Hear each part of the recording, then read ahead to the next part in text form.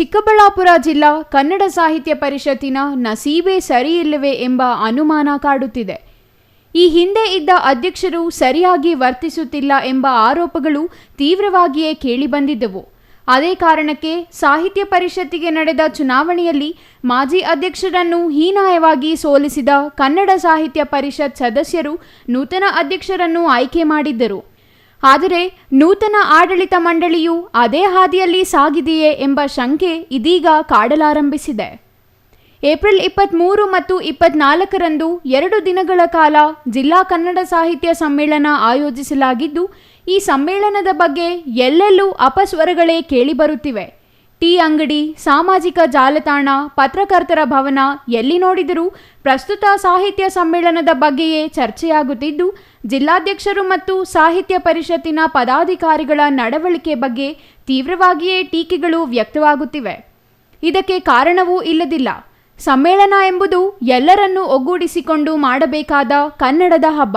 ಆದರೆ ಪ್ರಸ್ತುತ ಸಾಹಿತ್ಯ ಪರಿಷತ್ತಿನಲ್ಲಿ ಯಾರ ಅಭಿಪ್ರಾಯಗಳಿಗೂ ಬೆಲೆ ಇಲ್ಲದಂತಾಗಿದೆ ಎಂಬ ಆರೋಪಗಳು ಬಲವಾಗಿ ಕೇಳಿಬರುತ್ತಿವೆ. ಇನ್ನು ಕೇಂದ್ರ ಪರಿಷತ್ನಿಂದ ಅನುದಾನ ನೀಡುತ್ತಿಲ್ಲ ಎಂಬುದನ್ನೇ ಮುಂದು ಮಾಡುತ್ತಿರುವ ಜಿಲ್ಲಾಧ್ಯಕ್ಷರು ಸಮ್ಮೇಳನವನ್ನು ಆರಂಭದಲ್ಲಿಯೇ ನೀರಸ ಮಾಡುವ ಪ್ರಯತ್ನ ಮಾಡಿದ್ದಾರೆ.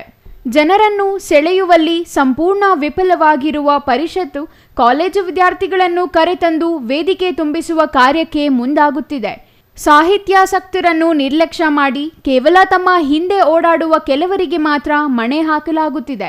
ಆಹ್ವಾನ ಪತ್ರಿಕೆಯಲ್ಲಿ ಮುಖ್ಯ ಅತಿಥಿಗಳಿಂದ ಸನ್ಮಾನದವರೆಗೂ ಅರ್ಹರಿಗೆ ಪರಿಗಣಿಸದೆ ತಮ್ಮ ಐಡಿಯಾಲಜಿಗೆ ತಕ್ಕವರನ್ನು ಆಯ್ಕೆ ಮಾಡಲಾಗಿದೆ ಎಂಬ ಇತ್ಯಾದಿ ಆರೋಪಗಳು ತೀವ್ರವಾಗಿಯೇ ಕೇಳಿಬರುತ್ತಿವೆ.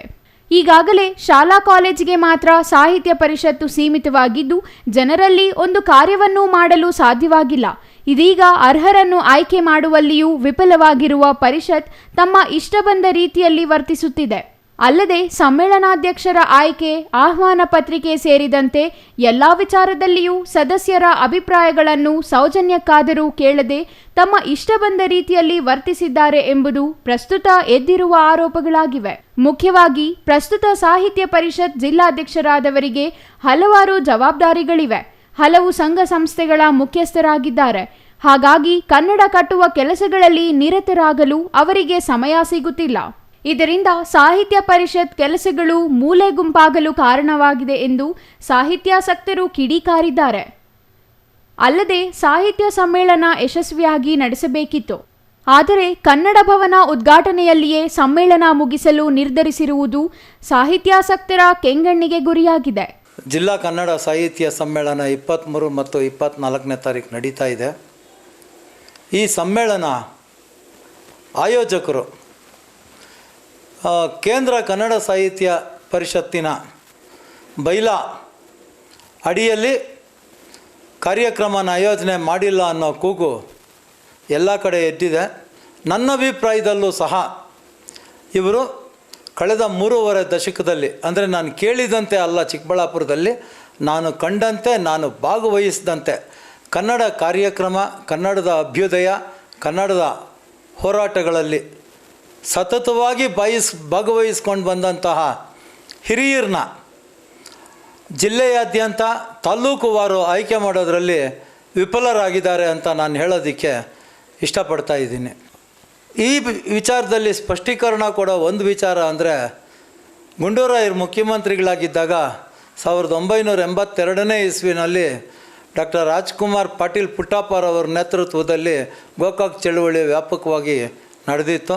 ಚಿಕ್ಕಬಳ್ಳಾಪುರಕ್ಕೆ ರಾಜ್ಕುಮಾರ್ ಮತ್ತು ಪಾಟೀಲ್ ಪುಟ್ಟಪ್ಪ ತಂಡದವರು ಕೂಡ ಬಂದಿದ್ದರು. ಆ ಸಂದರ್ಭದಲ್ಲಿ ಗೋಕಾಕ್ ವರದಿಯಲ್ಲಿ ಉಪವಾಸ ಸತ್ಯಾಗ್ರಹ ಕುಳಿತ ಕೆಲವು ಮಂದಿ, ಈಗಿರ್ತಕ್ಕಂಥವರು ಒಂದು 3-4 ಜನ ಇರ್ಬೋದು ಅಷ್ಟೇನೆ, ಅವರಲ್ಲಿ ನಾನು ಒಬ್ಬ ಸಕ್ರಿಯವಾಗಿ ಭಾಗವಹಿಸಿದ್ದೆ. ಗೋಕಾಕ್ ಚಳುವಳಿ ಇರ್ಬೋದು, ಉರ್ದು ವಾರ್ತೆ ವಿರುದ್ಧ ನಡೆದಂತಹ ಹೋರಾಟ ಇರ್ಬೋದು, ಹಿಂದಿ ಹೇರಿಕೆ ಬಗ್ಗೆ ನಡೆದಂತಹ ಹೋರಾಟ ಇರ್ಬೋದು, ಕಾವೇರಿ ನೀರಿನ ಸಂರಕ್ಷಣೆಗೆ ನಡೆದಂಥ ಹೋರಾಟ ಇರ್ಬೋದು. ಹೀಗೆ ಕನ್ನಡದ ಹೋರಾಟಗಳಲ್ಲಿ ಪಾಲ್ಗೊಂಡಿರೋರನ್ನು ಸಹ ಕನ್ನಡ ಸಾಹಿತ್ಯ ಪರಿಷತ್ತು ಈ ಒಂದು ಚುನಾವಣೆಯ ಈ ಒಂದು ಸಮ್ಮೇಳನದಲ್ಲಿ ಗಣನೆಗೆ ತೆಗೆದುಕೋಬೇಕಾಗಿತ್ತು. ಮಾನದಂಡಕ್ಕೆ ತಗೊಂಡು ಅವ್ರಿಗೆ ಒಂದು ರೀತಿ ಗೌರವ ತರೋ ಕೆಲಸ ಮಾಡಬೇಕಾಗಿತ್ತು. ಅದು ಮಾಡಿಲ್ಲ. ಇದು ನಿಜಕ್ಕೂ ತುಂಬ ನೋವಿನ ಸಂಗತಿಯಾಗಿದೆ.